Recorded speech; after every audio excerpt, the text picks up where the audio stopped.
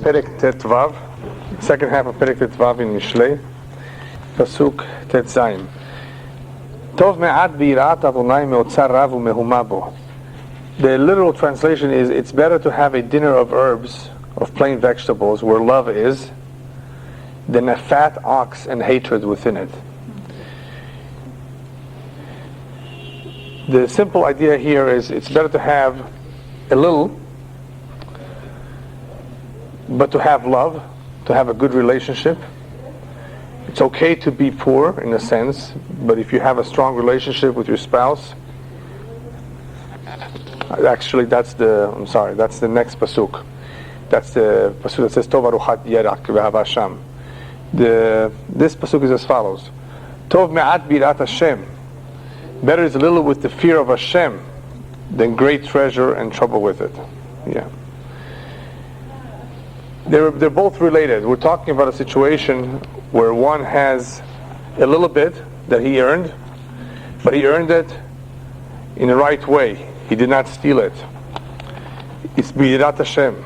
It's better to have a little bit, but it was done right, me'otzarav, than to have a lot, u'mehubam, but it has trouble.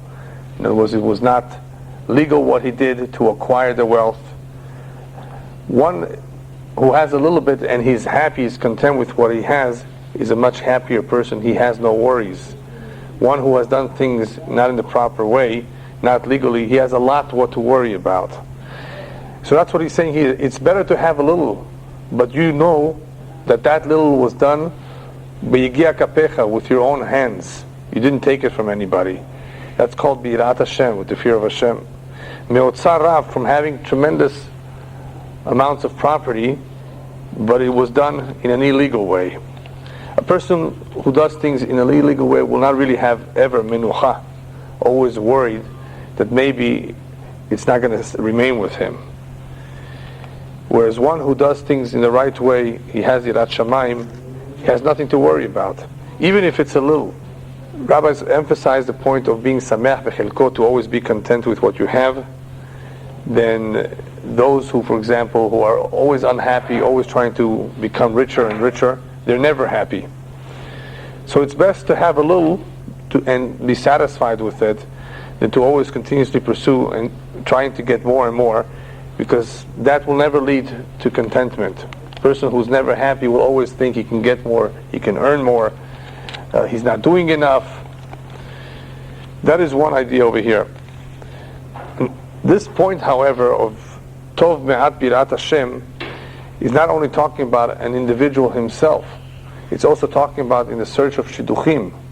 When one is searching, what should one search? An individual who has a parnasah. A lot of people are looking for somebody who's already established, he has a home, he has a car. He's telling us it's better to have a little, but there is yirat shamayim accompanied with it. That is more important than otzar rav u'mehuma bo, one who has perhaps a lot of money, a good salary, a lot of real estate, but there's mehuma, there's confusion, or there's a lack of yirat Hashem. Yirat Hashem is always going to be the number one priority in shidduchim. He said that all along, and he will continue to emphasize this point. The next pasuk is what I began to say: Tov aruchat yarak ve'ahava sham mishor avus v'sin'a bo.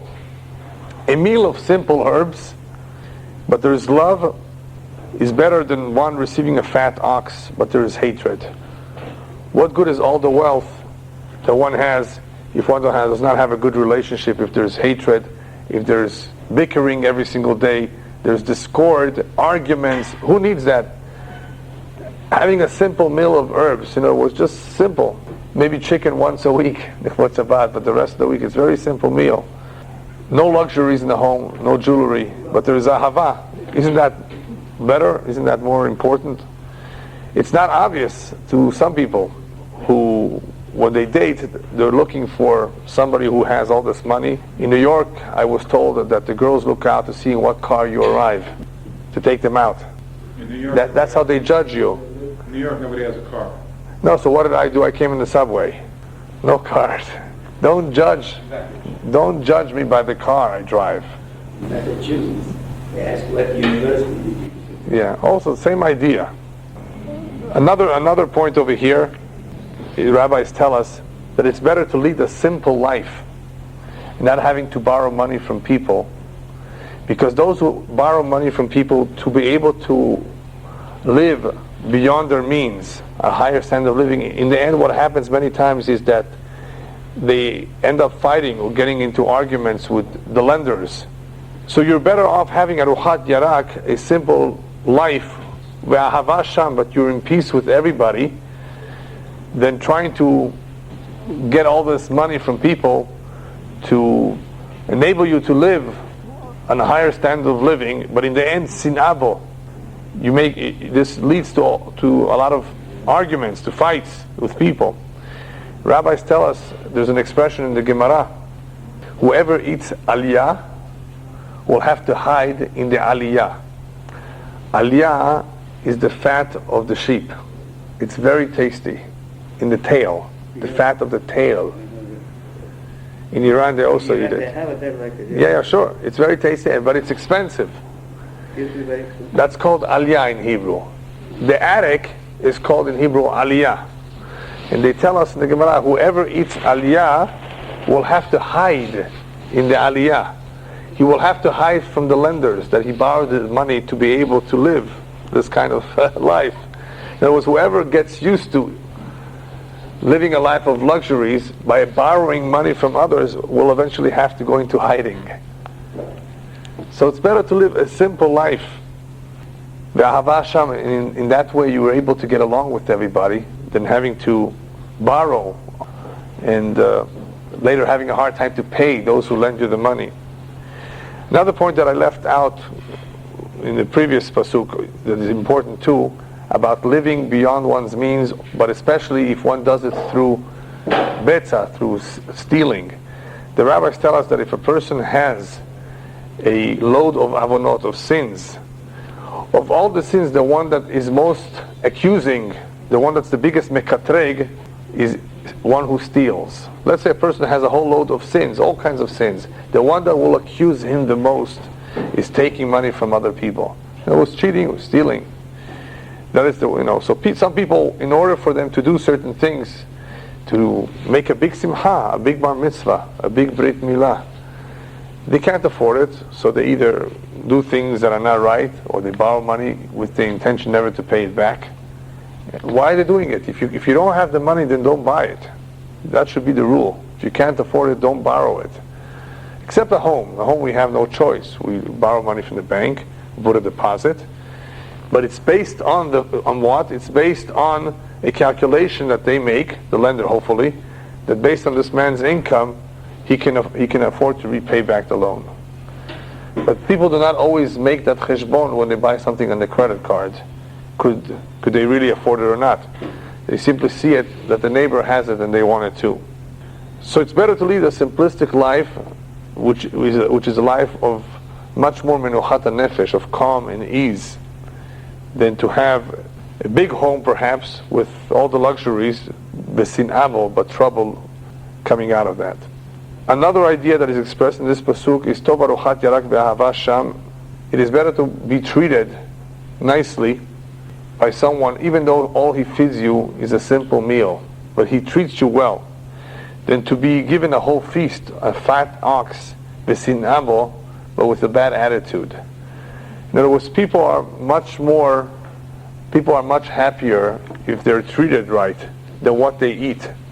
There's a midrash about Shlomo Melech when he lost his position as king for a little while. He met two people who recognized him. This is a king who's now wandering in the streets as any common man, and not everybody recognized him, but two people recognized him. One came over to the king, to Shlomo Melech, and said, "Please be a guest in my house." And he invited him and he fed him all the best meal. And he says, "Remember, Shlomo Melech, this is what you served on your dinner table. This is what you do." And he felt terrible. He made him cry, this guest. He fed him the best food, but he made him cry because he reminded him his misery. Now he doesn't have it. The following day he met up with another individual who recognized him and says, "Would you be my guest?" He says, "Of course." He says, "But I'm a very poor man. I don't have too much to serve you." He said, "That's okay." And he served him a very simple meal, but he treated him nicely. He gave him encouragement. He said, "You're going to go back to being king And when that happened, they say that's when he put together this pasuk. Tov arochat yarak ve'ahava sham. It's better a simple meal, but you treat it nicely. There's love, than to be given all the best foods, but there is hatred. Next pasuk, ish chema yigarem adon ve'erech apayim yashkit riv. A man who is always getting angry stirs up quarrel, but he who's slow to anger appeases quarrels. Also several ideas over here. Ish chema, we call it in Hebrew of today, is a ka'asan. Ka'asan, one who always gets angry. He's temperamental. Such a temperamental man, by virtue of the fact that that is his character, he's always going to be stirring up fights. He's going to be arguing with a lot of people. That's the way it is. It's a shame. That's the way he says this is what will happen. One who is tolerant has the ability within him to actually calm things down. When there's a big fight going on between two people, who are you going to call to make peace?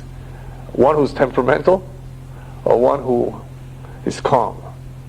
This is what he says. Bring along one who's tolerant and who's calm. He will be able to calm down the situation. Don't bring one who's temperamental. So ish chema, a temperamental man who's always getting angry, stirs up quarrels. One who is erech apayim, who's tolerant. Tolerant means also one who is willing to hear people insult him. That's called erech apayim too. He hears his insults and he keeps quiet. What does he accomplish? Yashkit riv. He's able to calm the situation down. Whereas ish chema, if he sees two people fighting, here's another example. An ish chema who sees two people fighting, Reuven and Shimon, and he comes and listens to their case, and they're fighting. And he tells Reuven, you know what, if I were you, I wouldn't give in.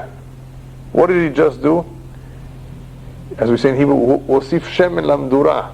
How do you say that in English? He added fuel to the fire? Yeah. So because he's an ish chema, not only does he lose control, even when he goes and hears about somebody else's argument, all he can accomplish is make things worse. Look at the man who's an erech apayim. He goes over and he sees that Reuven and Shimon have an argument, and he tells Reuven, listen, if I were in your shoes, I would give in. I would forget about it. By saying that, by suggesting that, he has the ability, yashkit riv, to lower the temperature here, to calm things down.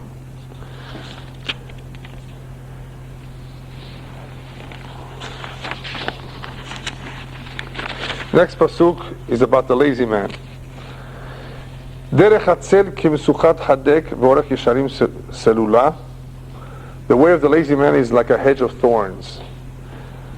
A hedge of thorns, or like you may have a fence of barbed wire.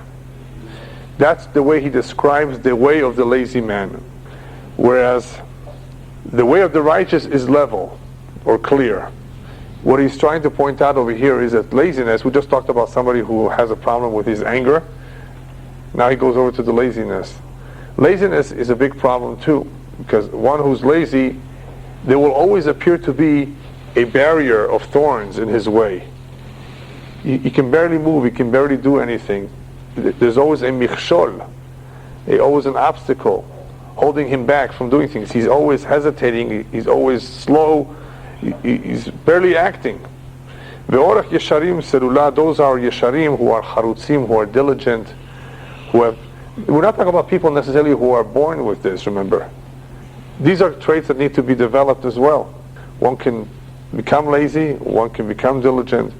The way of one who is yashar, who's righteous, who's diligent, is selula, it's always clear. In other words, there are no barriers.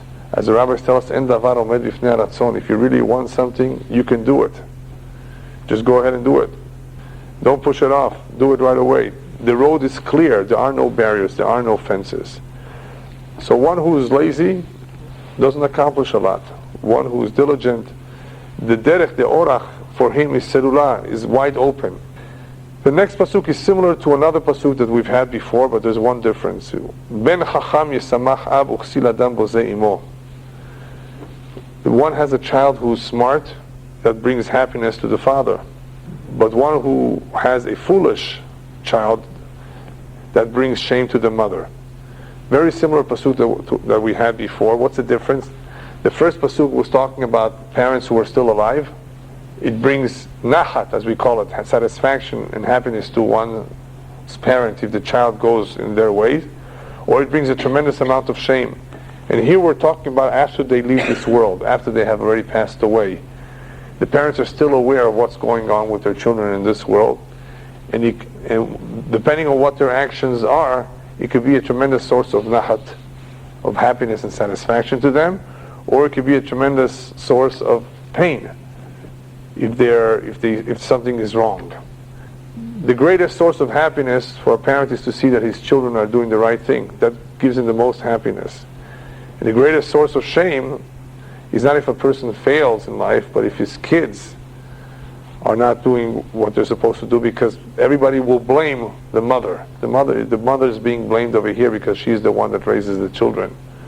The father over here is receiving the nahat, because we're talking about a boy here, not a girl. And the boy usually is connected to the father, goes after the father. So a son who does the right thing gives happiness to one's father, but one who acts foolishly will bring shame to his mother. Next pasuk, Ivelet simcha lachasar lev veish tevuna yashar lachet. Now he speaks about priorities, people giving importance to different things in life. You have an evil and you have an ish tevuna. Evil is a fool. Ish tevuna is a man of understanding. Here he calls it, folly is joy to him who is destitute of wisdom, but a man of understanding walks uprightly. One who does not have understanding, and he emphasizes this world, all the pleasures of this world, the traveling, the food, if that is what brings him simcha, then that is foolish. But that is what he explains, that is the attitude, or that is the behavior seen amongst those who emphasize, who draw happiness from tiyulim, from traveling, and from food, from all the anot of olam hazeh. That's the simcha for the evil. But what makes an ish tevuna happy, a man of understanding, what makes him happy, is a yasher lachet. If he's able to find what his tachlit is in this world, what is his mission, what is he meant to accomplish. If he can figure that out, and it's possible, according to the Kabbalah, for one to figure out what is his mission, what it is that he has to accomplish, what is it that he has to repair, it is possible. But if that's his goal, if that's what he's trying to understand, that's an ish tevuna. An ish tevuna, that's the way he behaves. What can I do for humanity if he's not Jewish? Right? He's not thinking of himself, his pleasures, Whereas Ivelet simcha lachasar lev, one way of understanding this pasuk, one interpretation is, what brings simcha to a fool is the Ivelet, all the things that are shtuyot, that are nonsense. That's one interpretation. The second interpretation the Gaon of Vilna says is Ivelet simcha lachasar lev, a fool, a hasar lev, who commits an Ivelet, something stupid, it makes him happy. But what makes an ish tevuna happy is if he finds out another way on how he's able to correct himself. How can he do something better than he did in the past? That's what makes him happy. You see the difference, mikatzeh lekatzeh, and you see this a lot in Mishlei, where he takes two opposites and compares them. And what for? Why is he letting this out? No. What is he trying to do over here? He's not just stating a fact here. He's saying, ask yourself where you are. In which end are you? Into whose shoes do you fit in? What draws, in other words, what draws you? Your interest. Is it the Ivelet or is it the Yasher Lachet? In other words, in all these Pesukim, one can see himself. He's not just telling us, by the way, out there is an Evil, there's a Kisil, there's a Chacham, which is also true. This is Musar. It's not just information. Musar meaning, if this is what you're doing, this is what this is going to lead to. This is what eventually is going to happen. This is how this is going to unfold. The next pasuk, Hafer b'chashavot be'en sod uverov yu'atzim takum. Let me see how he translates in English. Is without counsel or without advice, one's plans are frustrated. Uverov yu'atzim takum, but in the multitude of counselors they are established. I'm going to tell you this in different words. In Yiddish, there's a saying, before you're about to do something major in your life, ask as many people as you can, and then make up your own mind. To ask, like you do it when somebody's about to go through surgery, what do they tell you? Get 3 opinions? Get 3 opinions. Like this, what would that do? Like this, you'll be able to make a better decision. The same is true with any major decision in one's life. You're better off seeking advice, seeking counsel, and not making the decision on your own. One who decides on his own everything, hafer b'hashavot, be'en sod, his plans or his thoughts will be frustrated. They may not come out well. U'v'rov yo'atzim takum. But if you seek the advice, the counsel of others, then you will have a better chance of doing something right. So that saying in Yiddish goes basically like this. You ask everybody their opinion, but you make up your own mind. Don't let anybody make up your mind, but ask. And once you have all the opinions, you can weigh them and reach a decision. Yeah. In that context, how do we reconcile the point that when you have a shiloh, you can't go asking different rabbis about a major decision? Halakhically, you're only supposed to ask one rabbi and take his decision and move with it. That's your rabbi. You asked him, and you got to accept it. You can't go asking 3 or 4 rabbis. Yeah, that's when you're talking about a halakhic question. When you're talking about a halakhic question, you ask one rabbi the halakha, and that's it. And you stick with that. You can't go ask around until you're satisfied with the answer, right, like some people do. Aselech harav, you have just one rabbi with who you consult halakhic questions. However, when it comes to major decisions in one's life, you can seek the advice of more than one person, to see what they say, so you can basically figure out what you should do. What is the majority saying? How do they see it? If it's a hashkafa question, you should have, same thing like halacha, you should make yourself one rabbi. But when it comes to major decisions, it's okay. Even other rabbis have said, please go ask him too, and let me know what he said. Before a major decision is made amongst rabbis, they want to know what other rabbis say. So depending on what it is, obviously, ideally, if you have one rabbi that you're very, very close to, and you have a strong relationship, you know him for many years, you know the way he thinks, he knows the way you think, then there's no need to go anywhere else. You can have complete bitachon in Hashem, that Hashem will give in his mind the proper answer for you to follow.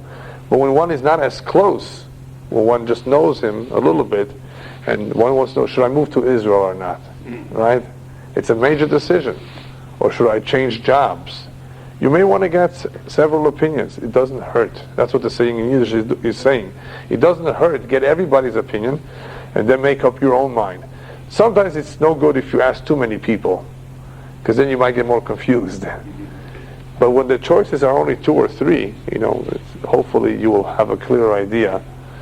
And it's very interesting, by the way, to seek the advice of people who are knowledgeable, because you will become more knowledgeable as a result. Nobody knows everything.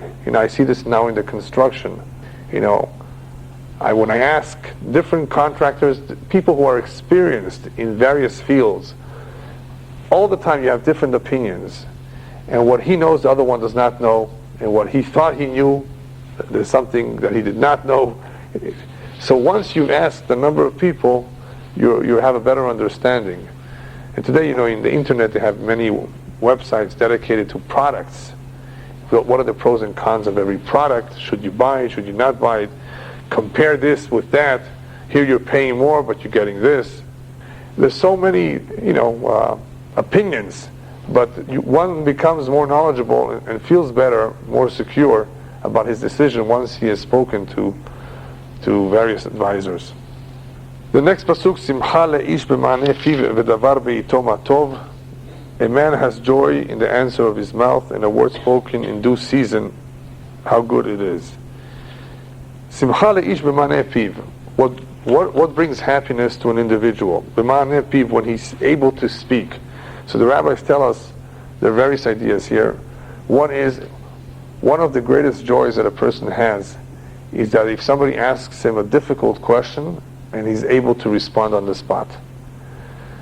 I'm told, my father told me that my grandfather, Rav Shalom, received the blessing from the Chafetz Chaim. I think he received several blessings. One of the blessings he received from the Chafetz Chaim is, whatever they ask you, you will always have what to say. Whatever question they ask you, you will always be able to respond to. That's a very special blessing. And that's what he says over here. Simcha la'ish b'ma'aneh piv. If he's able to answer properly, correctly, that brings simcha. V'davar bi'ito ma tov. It is nothing better than doing things in the right time. Rabbis tell us about this pasuk, that when it comes around, Pesach comes around, you learn the halachot of Pesach. Hanukkah, the halachot of Hanukkah. Sukkot, the halachot of Sukkot. Each thing in its time, that is the proper thing to do, whenever the time has arrived. The same is true with something else. When people are in mourning, you mourn with them. You don't laugh. You don't crack a joke in the house of a mourner. Right? How's that saying in English? When you're in Rome, be a Roman. Yeah. Do as the Romans. Do as the Romans do. Right? That is the idea over here. Zaval be'ito ma tov. By the way, don't do what the Romans do. But I just use that for the saying. Davar be'ito ma tov. When something is done in a certain time, that's when we should be doing the same thing. In other words, we participate in a simcha, then we are happy. We participate in a house of mourning. We're there. We're spending a few moments there. Then we show that we share in their evil. We do things in their proper time. That is a simple meaning over here. Do things in their proper time. Don't delay. Don't do it in the wrong time.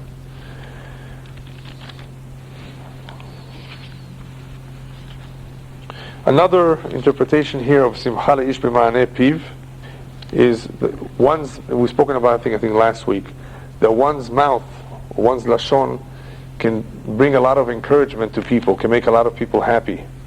Simcha Le'ish B'Ma'aneh Piv, one can make people happy by saying the right things.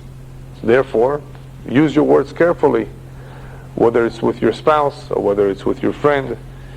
The words one uses can make a big difference. It could bring happiness to people. The next pasuk, Ora Chaim lemala lemaskil lemansur misheol mata. To the wise, the way of life leads upward. Lemansur misheol mata, so that he can stay away from Sheol. Sheol is Gehenom. One idea over here is that a maskil, an intelligent individual, is always looking for ways to invest in the world above. He's always focused on the way above. An animal, the rabbis tell us, walks on four, is always facing down because he's reminded that he's going back down from where it came from. Human being stands on two because half of him comes from above. So therefore he's able to look up. Ora chaim lemala lemaskil. The true way, the true direction that the maskil takes is to look up, to invest in the upper world.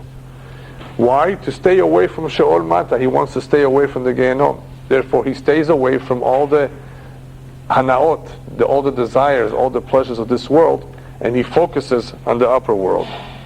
Yeah? Why was it considered a derogatory term by the yeshiva world to call these people maskilim? According to this, maskil is an intelligent person. No. But that they use that term, maskil, for those who want to be intellectuals. But it was derogatory. It was something that... No, it wasn't derogatory. It was a term to describe their focus on haskalah. It was not derogatory. It was the people that fit into that category of maskilim tended to be not very yireh shamayim, not very God-fearing. It just happens to be like that. That's the way they were. But the term itself was not derogatory. It just described their interest. Their interest was in intellectual pursuits, so they can assimilate, so they can be closer or more in line with the goyim.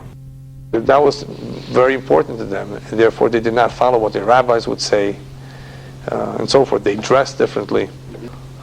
So Ora Chaim lemala lemaskil, a true maskil therefore focuses on the eternal world, and therefore does not emphasize this lower world. Why? Because he realizes that the lower world is a temporary world, And the upper world is where he should be investing in. And this reminds me of a famous story that occurred with the Hafetz Chaim and an American tourist who came to visit him. You may have heard this, but it pays to repeat it. American tourist traveled all the way to where the Hafetz Chaim was in Radin to see the big rabbi. So he knocks on the door. He never saw the man, never saw the home. Knocks on the door, and a woman opens up the door. He goes in, and he sees one chair and a table that was, I think, missing one leg. Very little furniture in the room. And he was thinking to himself, perhaps this is not the house. Maybe this is just one room. Maybe this can't be the house of the Chafetz Chaim. But the Chafetz Chaim comes in and he introduces himself and says, Rabbi, is this for real? This is your home? Where's your furniture, Rabbi? So the Chafetz Chaim turns to the American tourist and says, I'm sorry, can I ask you a question? He says, where is your furniture?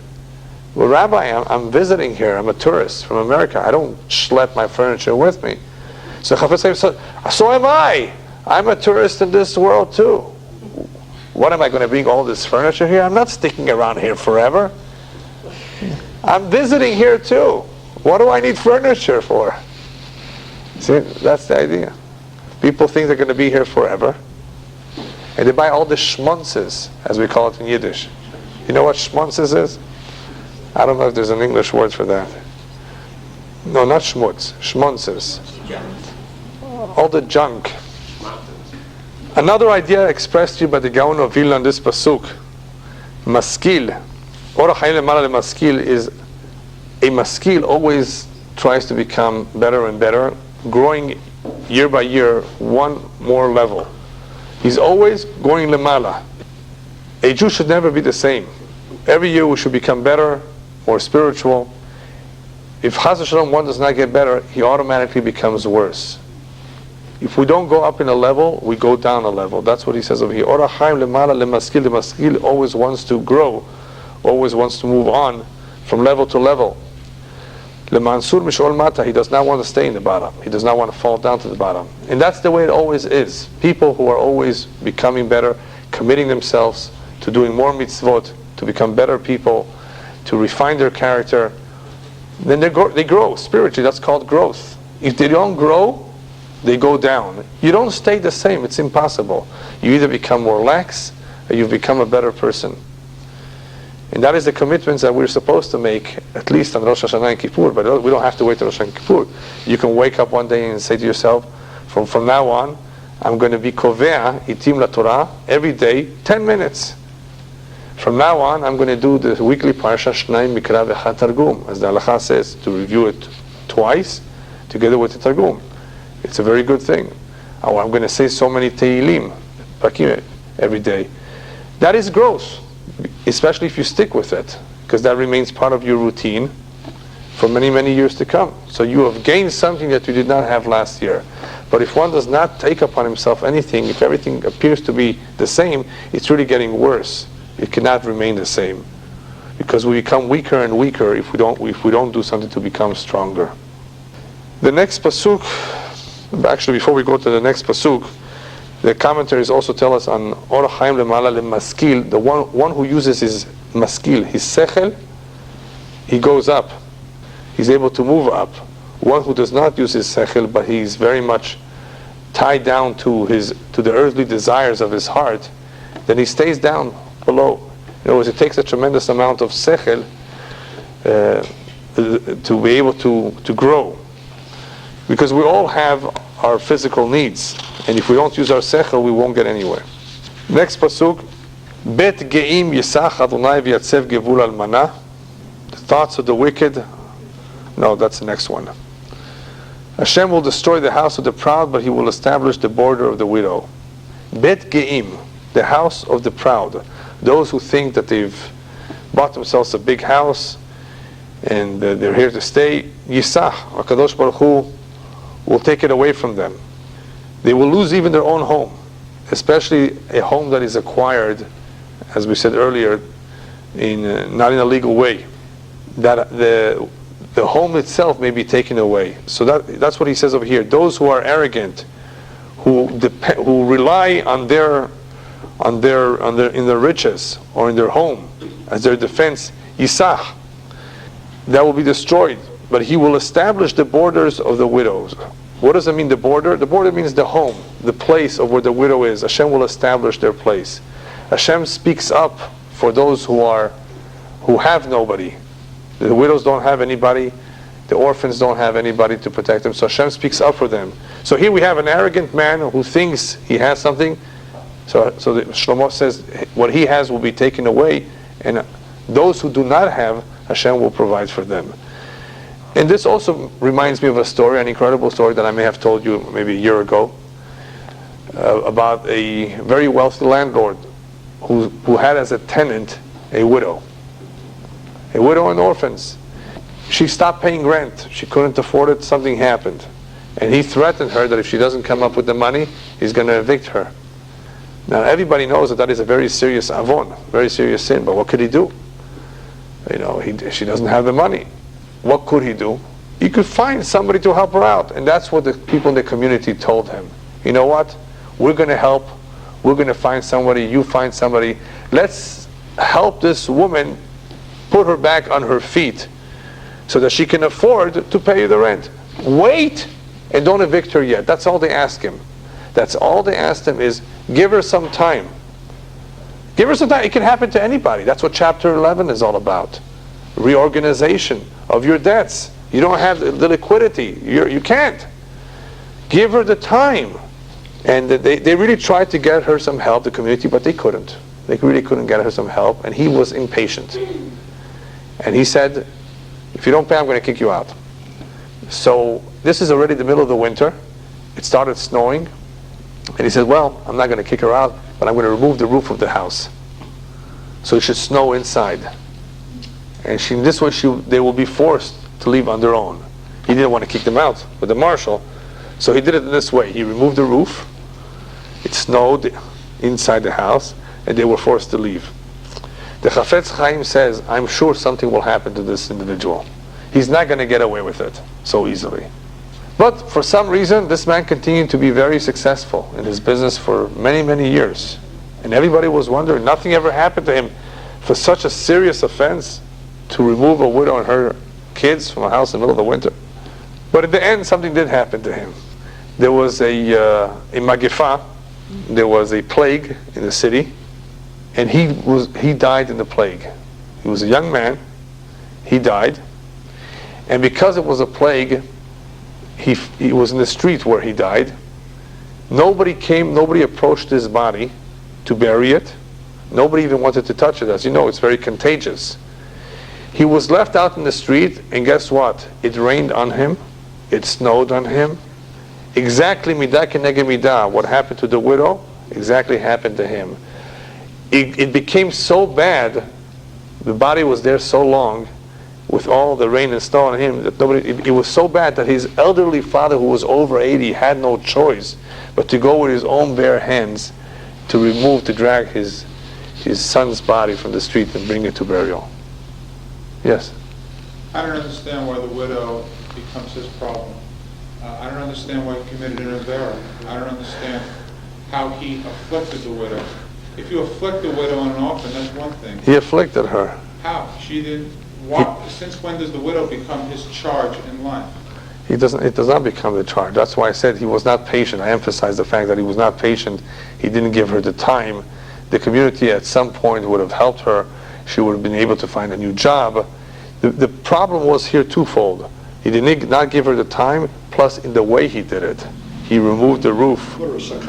And yeah, there are many ways you can do things. You can help them, with several months free rent, put them up in a house, have somebody, there's many ways one can do. There's many things one can do. It's because she's an almana, only because she's a widow, that you have to be much more sensitive to. And you should never do business with a widow or an orphan. That's right. That's right. Some people do not want to do it. That's exactly it. It's very difficult. You're putting yourself in a very difficult situation. You're between a rock and a hard place, as they say in English, right? It does not mean you don't have the rights, but you have to tread very sensitively here. Compassionately, and do it in a way where you seek the advice of a rabbi as to what to do here. He ignored the pleas of the rabbis of the community. He was impatient, and he did it in such a cruel way that you can see how many Hashemayim they dealt with him. The lesson is, don't do business with a widow or an orphan. No, you could do business, but if you are in that situation, you're in a more delicate situation. You're in a more delicate situation. It's the same thing with tenants, having a Jewish tenant and a non-Jewish tenant, okay? If you have to chas v'shalom evict a Jewish tenant, it's not as easy as to evict a non-Jewish tenant. But if It doesn't mean you cannot. It doesn't mean you cannot, but it's a very uncomfortable situation. but You know, yes. the guy is crook, and if the guy is really cheating you out or something like that. That's different. You know, if somebody's a cheater, then obviously you do whatever you can to defend yourself. Yeah, all I'm saying is that when there are situations that are more delicate, and you have to know what to do and how to do it. There are ways on how to deal with it. It doesn't mean that's it, you're stuck. If you have to pay a mortgage, right? And they're not going to interfere with that. They're only, you know, it's a situation where you have to seek the advice of a rabbi, of somebody who's familiar with the halachot on what are your rights and what can you do and how to go about it, because she's a widow, because there are orphans involved. It doesn't mean you have no rights, but it's a more delicate situation. Yeah. And obviously he showed the lack of sensitivity in that story, and that is why midah keneged midah, we saw the results, the consequences of his actions. Hashem is the defender of the widows and of the orphans. Gaon of Vilna says on this pasuk that it is merumaz, the one who sees the house of Nebuchadnezzar should say, there's a beracha that you're supposed to say, Baruch she'echrib beto shel Nebuchadnezzar, blessed be the one who destroyed the house of Nebuchadnezzar. When you see that any palaces of the wicked, and he who sees the homes of Jews being reestablished should say Baruch matziv gvulot almanah, because the Jewish nation is like an almanah, where we had everything was destroyed in Eretz Israel. To go today to Israel and see how Yerushalayim is being rebuilt is a beautiful sight.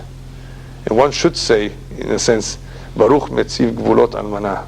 Look what Hashem is doing, restoring the Jews back to their glory. We're still not there yet, but it's happening in stages. What is the definition of orphan? Today in the society that we live in today, Right. most places the women work and they got a better job than men.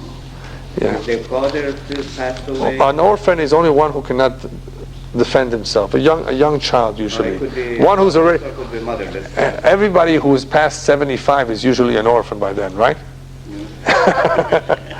But that's not called an orphan. An orphan is one who does not have any help. But it doesn't work the same way with a widow. A widow can be 35 years old or can be 65 years old, and she will always be a widow. There was once a widow who always used to complain to a rabbi, and she used to cry to him. And the rabbi one day says, you know what, I'm going to marry you off. So you shouldn't, have the status of a widow, because she had all this time the status of a widow, and it was a very difficult situation.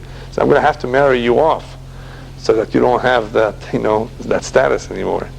Okay, we have a couple more pesukim here. To'avat Adonai machshavot ra u'tehorim imrei noam. He translates, the thoughts of the wicked are an abomination to Hashem, but pleasant words are pure. What does it mean, To'avat Hashem machshavot ra? There was once a meeting in a community where the board decided on something, and the rabbi wanted to know whose idea it was. And he told him this was the idea of so-and-so in the board. Says, then I don't want to adopt it. That man is a rasha, and even though it's a good idea, but because it's coming from the mouth of a rasha, it has no beracha.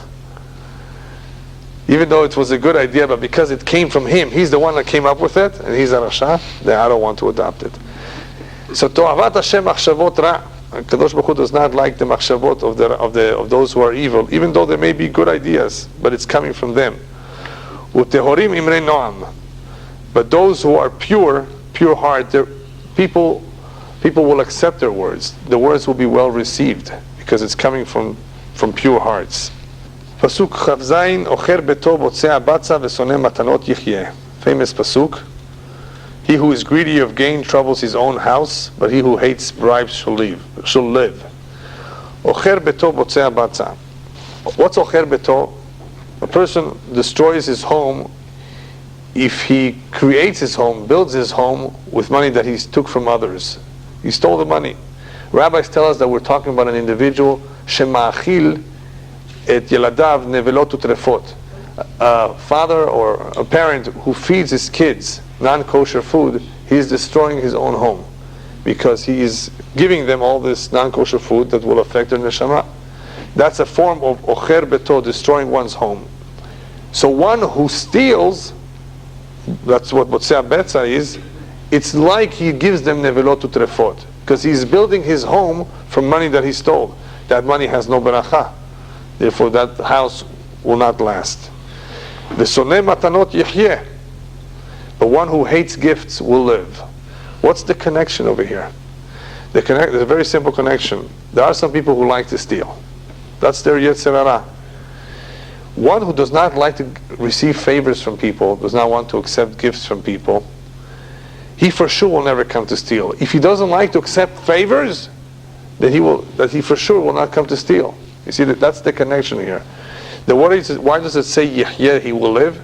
Because we're talking about an individual who has complete bitachon in Hashem, who does not want people's favors. Rabbis tell us, the Gemara, Aseh shabtecha chol, v'al titztarech labriyot. If you have to make your Shabbat a regular weekly meal, eat sardines in matziyot with crackers. Make your Shabbat a regular meal. Shabbat, usually we have a more sumptuous meal, we spend more money. But if you don't have money, you're better off making it a simple meal, but don't come unto people. Don't ask people favors. It's the worst thing that a person can do to himself is to denigrate himself and ask someone for a favor. Now, if a person is completely poor and has no money to feed his kids, then he needs to. He's obligated to go and ask for tzedakah. That's what the mitzvah tzedakah is for.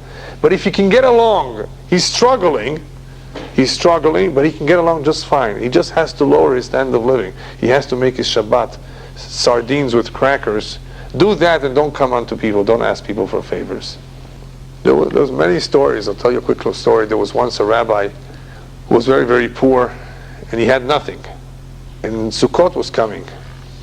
Either Sukkot or another holiday. He did not have even for wine, nothing, no halot, nothing. There were people like that. You know, today there's welfare, there's other things, food stamps. There were times where people really were in abject poverty. But the rabbi always told his wife, be a tzaddiket, don't come unto people, don't ask for favors. HaKadosh Baruch Hu Yazor. This is Erev Hag, right before the holiday, and there's no money.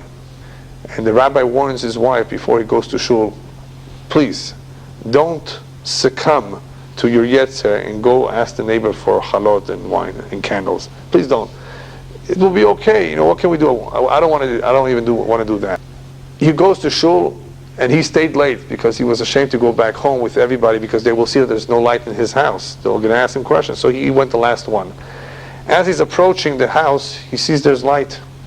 He opens up the door and he can smell the food. He says, oh no, my wife couldn't hold herself back and she went and begged for some money. But he didn't want to yell at her to not to spoil the avirah, the atmosphere. So he waited till at least he washed his hands, and then in the middle of the meal he says, I'm sorry, I guess you couldn't hold yourself back. And she interrupted him right on the spot. He says, no, judge favorably.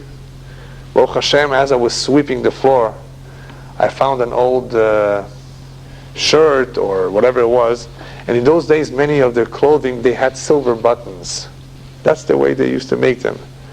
And she had completely forgotten about it, and she found a couple of silver buttons that was just enough to go to the silversmith for exchange for some money, exactly enough food for the holiday and for a little bit left over. See, HaKadosh Baruch Hu helped them at the last moment. Soneh matanot yichyeh, one who hates gifts, who does not want to come unto people, relies only on HaKadosh Baruch Hu, yichyeh, HaKadosh Baruch Hu will find him ways to survive, to live. he has a better chance than the one who is botzea batza, who's always grabbing other people's money, who's stealing, doing things crooked. Lev tzadik yahgeh la'anot ufi rashaim yabia ra'ot. The heart of the righteous ponders how to answer, but the mouth of the wicked pours out evil things. Here he's talking about how a tzaddik always thinks before he speaks. That shows that he's a humble man because he wants to be 100% sure of what he's about to say. There's a saying that the tongue, alashon hu kulmos shel halev. The tongue is the scribe of one's heart. When a person begins to speak his lashon, you can tell what's going on in his heart, depending how he uses his lashon. So, lev tzadik yahgeh la'anot. He ponders, he thinks about what to say, he wants to say it right. And that comes from anava, from a humbleness, that he doesn't think that he knows, or that he knows exactly, or he has the right answer on the spot. Ufi rashaim yabia ra'ot. Rasha, of course, thinks he's always right, doesn't think too much about what he says. And even when it comes to giving the bad news, you know, when you're about to give bad news, we sometimes will have that job of giving somebody the bad news that somebody passed away or something like that. You have to know how to say it.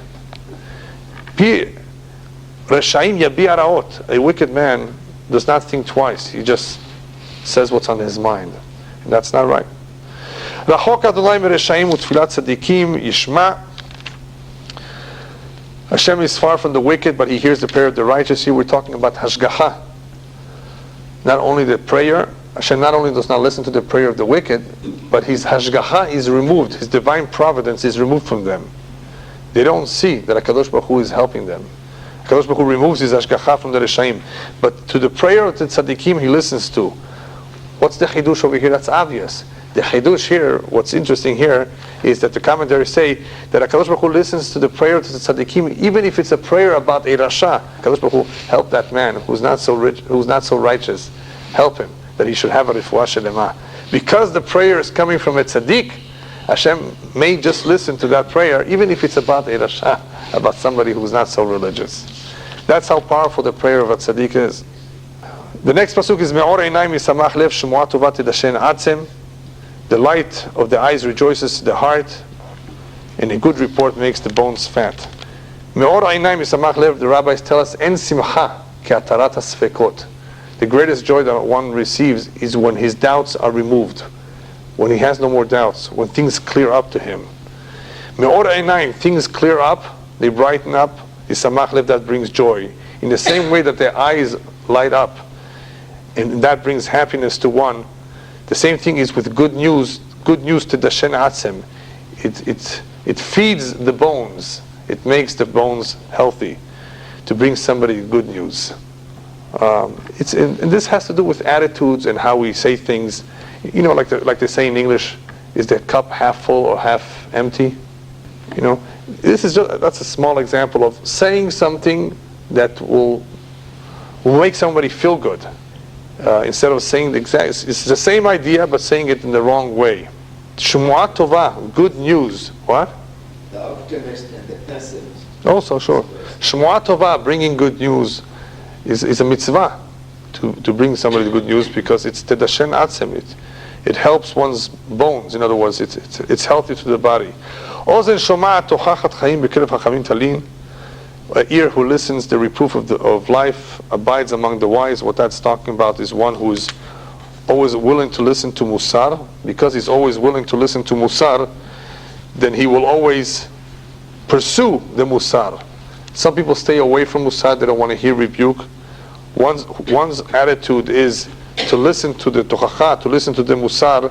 B'keref hachamim talin, he will always attend shiurim. He will not be afraid of going to a class. He will not be afraid of hearing his faults, his mistakes. And whereas the next one, Porea musar moes nafsho, one who refuses instruction despises his soul. He doesn't care about himself. One who is not willing to listen to the musar, that means he's not concerned about his life.